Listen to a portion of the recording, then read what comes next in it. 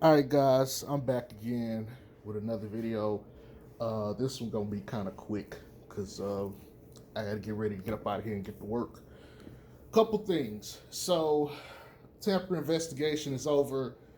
We're just gonna lose a second round pick for it, and it sounds like it's only going to be a 2026 pick, way down the line.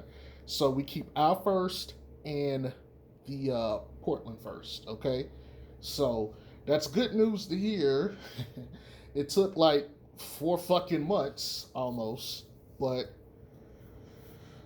here we are. So there's that. Number two, I want to have a quick conversation about Lonzo. Um, First of all, he is top 10 in makes and field goal percentage from three. Only other guard with those numbers is Patty Mills. Okay. Um, he's tied, I think, top five in makes at 67. Okay, so that should give you a pretty good, idea of where he sits. Buddy Hield, I think, is second with like 82, and Steph got like 108 or something like that. But whatever. Okay. Here's the thing. Because there's been a little bit of chatter going on, and I've had some conversations with some people about this too. I'm going to be frank with y'all. Based on last year, Zoe got a pretty good contract. Based off of 22 games this year, he is severely underpaid. Look, he is going to make first team all defense. At worst, second team all defense. Okay? That's number one. So that means of all the defenders in the league, and particularly at his position, he's going to be one of the 5 to 10 best. That's top 10. Okay? Can we all agree with that? Okay, cool. Now you're adding in him being top 10 in 3-point shooting and percentage. If this carries for the rest of the season, which I don't think it will come down, you're talking about the best 3-and-D player in all of basketball. Okay? There's some guys out there whose contracts are more, like Duncan Robinson. He's getting 90 million 5 years, which is less per year. It's 16 per year. And people will say, "Oh, well, he's getting paid more, 10 million." Well, his is a longer contract and it's less per year. It's not the same. But let's keep this in mind. Let's use this as a metric, okay? Because Duncan was one of the best 3-point shooters the last couple of years. If you're telling me being one of the best 3-point shooters is 16 a year alone, then that means Zoe's only making 18 this year. So he essentially is 2 million away from Duncan Robinson. Now, remember, this is his contract based off of his work from last year. Okay, the contract was fair based off of that productivity. He took a jump in defense and in shooting. Okay, so truthfully, he should be getting paid more. But let's factor in the other things that he brings to the table. Okay, and yes, I'm comparing him as a role player, as a 3-and-D guy here, because I want this to. I don't want to try to convolute this by saying, "Oh, he's a point guard," and putting point guard metrics up here and stuff like that. I'm not trying to do that. I'm trying to keep it very simple. So, as a 3-and-D player, he's the best defender in the league because there's no other defender, quote unquote, that's a 3-and-D guy that's in running for like an all defensive team and stuff. No 3-and-D player is there. So that's where he is. He is in a category of his own just off of that alone, between 3-point shooting and defense. Okay, cool. Got that established. Now you add into the fact that this man is passing at one of the highest levels. And I'm not saying, okay, and I get it. He's averaging like 5 assists this year. Really, I think it's like 4.8 or something like that. Okay, so he's not giving you like 6, 7, 8, 9 assists. I get it. Fourth option, ball has to be shared between 3 other people, former All Stars in front of him. I get it. But when you look at the passes he's making, it's hard to argue he's not a top 10 passer in this league. I'm talking passing skill. Okay? His skill level is up there with anybody else in the league. Period. I made that classic video, passing skill over assist. Still on my channel, you go take a look at it. But his passing skill is above some of the people that's getting more assists than him. Okay? So he's bringing something to the table that other 3-and-D players don't have. You know, they try to label him a connector. And what my argument when I was talking about that connecting shit, I was like, if he's going to be a connector, you got to pay him like something that's a connector. A connector, plus all the other stuff he gets, is worth way more than just a 3-and-D player. Which is why I said they tried to use it to minimize him. No, if you're going to call him a connector, you got to elevate his stock. He's unique. He is different. You got to pay for it. It's rare. Things that don't come around too often, you got to pay big bucks for. That's why Luka got that fat contract. Trey got that fat contract. You know, KD gets the fat contracts. LeBron, Steph, all these guys get these fat contracts. Now, am I saying he needs to get a fat contract like that? No. But what I am saying is, if we're going to call him a connecting wing or just a connector, he's top in passing. I mean, he's top in defense and shooting, and he's got the passing skill. He's basically top 10 in 3 different categories. But that's not the only thing. The man is an elite rebounder for his position. Now, I haven't checked this in a while, so I'm not sure. But last I checked, which was a while ago, the average rebounding from a point guard is like between 3 to 4. Okay, he's averaging 5. For his career, I believe he's averaged 6. Okay, that's elite for the position. Point guards don't average a bunch of rebounds, one, because they're never there to get the rebounds, and even when they are, they're usually on average 6'2.5", and they don't have the athletic ability to jump with, or the height mixed with it, to jump with and get these rebounds like that. Russell Westbrook, Ben Simmons are different for some of the reasons I listed. Ben Simmons being tall as fuck, a little bit of athletic ability, and Russ being the most athletic point guard that ever played. Okay?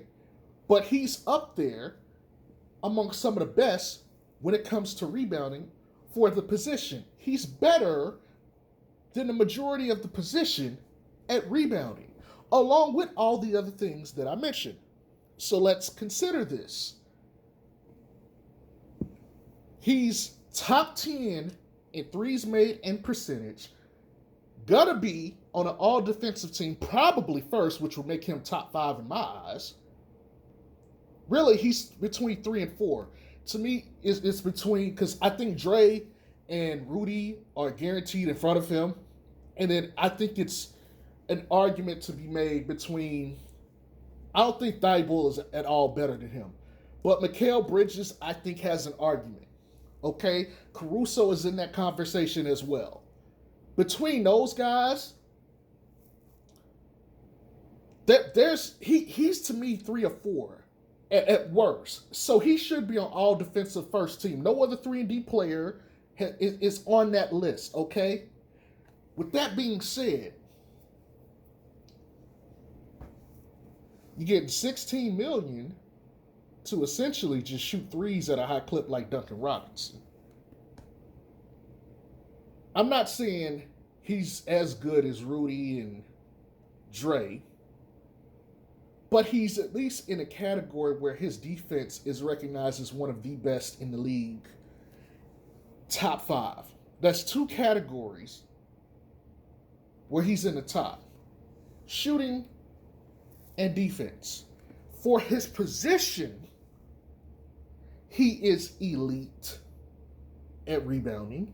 And as far as the skill itself of passing, he is elite. Consider that to be in the upper echelon of anything in this league, there's 450 players. 10% means 45. He's way beyond 45. But if you want to go by actual skill position for some of this stuff, yeah, his passing, his assist getting is not as high as others, but his passing skill is on par with anybody else in the league. Yes, LeBron, Joker, anybody else, his brother, he is there with all of the other passers. And so when you factor all this stuff in, he is severely underpaid for what he actually should be getting. Just this year alone. The jump he took this year is tremendous. Now, if he was playing like he was last year, okay. But this man has exceeded expectations already. We all thought it might take a year or two. I'm here to tell you, he's exceeded expectations in 20. Really, to me, he started exceeding the expectations in game 10. That was a pretty good sample size to say for sure. But he already has started exceeding it. We're 22 games in. He has exceeded the contract expectations already. And he's only 24, just turned 24 at that. He's only going to get better. He's still improving. And so, I want to leave you guys with this, man. What's your opinion? Do you think he's underpaid, or do you think he's paid at, a commissary rate? I'll say this. John Collins of the Atlanta Hawks, he got a $125 million contract. Ben Simmons got like a $165 million contract or a $75 million contract, something like that. I'm not saying he was on Ben Simmons' level where Ben Simmons was at the time of perception is. But he's somewhere between that $100 million and $125 million range. If you want to say John Collins is way better than him, I disagree. But okay, fine. But I'm going to tell you right now, that man is underpaid for what he is. He should be getting somewhere between 25 and 30 million a year. Already. But that's all I got for y'all. I just want y'all to, have a listen to that. I want to have this conversation because I was discussing this in one of the chats today that I made for Twitter. Matter of fact, while I got y'all's attention about that, look, I think I want to add like 5 more people to the chat. So here's what I'm going to do. And be privy to this. If you have one of the people that's already in the chat blocked, it will not allow me to add you. So if you're on Twitter, you can go follow me at Black J Strokes and hit me up in my inbox and let me know. Say, hey, this is such and such from YouTube. You said, hey, if you wanted to be added to the chat to, let you know, hit me up and I'll try to add you to the chat. I'm going to open it up for 5 people. We've had some pretty good discussions, especially during the game. Even better discussions outside of the games when they're on, like today. And guys who love the game of basketball, enjoy good conversation, have different opinions, because I don't agree with everybody in there all the time. Nor do they agree with me, and it's okay. I have no problem with that. But I like the fact that some of this conversation that I'm having with you guys today is spurred because of the opinion that someone else made. And it allowed me to be like, oh, you know what? This is a good conversation piece to have. And so I'm not saying that I'm used to the people that we have in there, but I definitely want to inject a little bit more energy into the chat and have some more guys, some more people who have an opinion and they want to talk about Lonzo privately and not necessarily have to be in the public where you have to deal with, certain blog boys and other stuff. And then that way you can pass on and share media and stuff, because I post in there all the time. They post other tweets and stuff. And so if you want to get and be a part of that little community that we have, hit me up on Twitter. If you hit me up on here, I'm not adding anybody based off of here, because some of your names and stuff and information does not line up with what's on Twitter. So if you would like to be in the chat, first 5 people I can get in there, I will put in there. First come, first serve. And like I said, if anybody's in there that's blocked, that you have blocked, it won't allow me to put you in there. So be privy to that. Okay? It's some people that's in there, like I said, that follow me. Most of the people in there, I think, follow me anyway on YouTube. But just be careful. I might have to be like, hey, I tried and it won't let me get you in there. Sorry. And, you have to figure that out with whoever is in there that you got blocked. But that's all I really want to say to you guys. I hope you guys are having a great day. I'll talk to y'all later. Peace.